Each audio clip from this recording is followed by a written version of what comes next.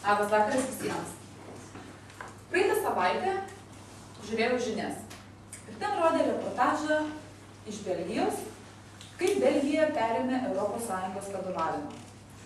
Belgai nusprendė labai įdomiai pažymėti šį įvykį ir nusprendė surengti masinius šokius.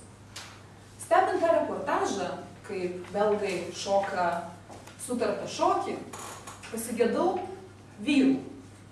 Ten mačiau labai mažai šokančių vyrų. O kur jie buvo? O vyrai šoko kitą šokį. Kamuolio šokį. Pasaulio futbolo čempionatas. Pats didžiausias įvykis po olimpinių varžybų. Olė, olė, olė, olė. Futbolas. Pasaulio sporto karalis. Kodėl vyrai? Kaip žinia, vyrai vis dėlto yra didesni aistruoliai, labiau azartiški. Kur jie buvo tuo metu, kai moterys Belgijoje šoko sutartinį šokį? Manau, kad jie visi buvo baruose, kavinėse, galbūt namuose. Tai yra toks įvykis, kai vyrai išsitraukė savo mėgstamiausios komandos marškinėlius ir juos labai išdidžiai dėvi viso čempionato metu. Užėjus į barą labai lengva pasakyti, kuris vyras kurią komandą palaiko. Jie tada pamiršta viską. Darbai, vėliau, po to, kažkada. Jie tampa aistringi, jie tampa azartiški, jie tampa jausmingi. Ir šitie jausmai liejasi, veržiasi ne tik baruose ar kavinėse. Tokios aistros vyksta ir tarp žaidėjų, žaidimo aikštelėje. Ar dažnai matome verkiančius vyrus ir dar viešai?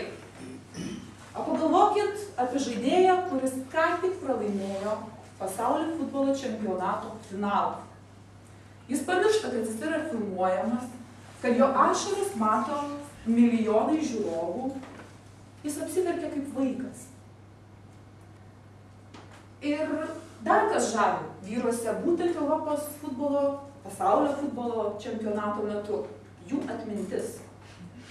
Tikras futbolo aistruolis gali pasakyti, kas vyko praeitą futbolo čempionatą, užpraeitą. Stebėjau draugų pokalbį.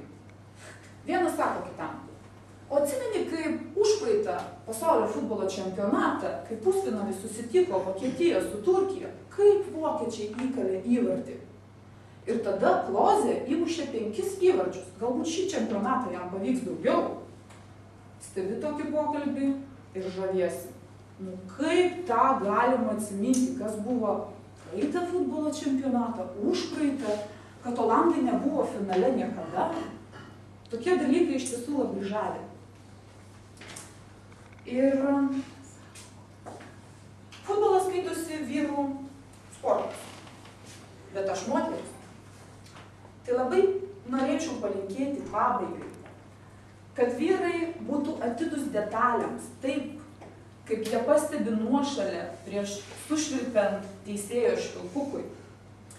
Kad jie nepamirštų svarbių datų poros gyvenime, taip kaip jie prisimena futbolo statistiką. Ir kad jie būtų aistringi ir jausmingi su savo moterimis.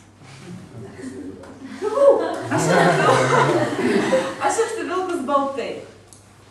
Kokią komandą aš šį vakar palaikysiu? Vyrai, kokią komandą šį vakar palaikysiu? Vokietija.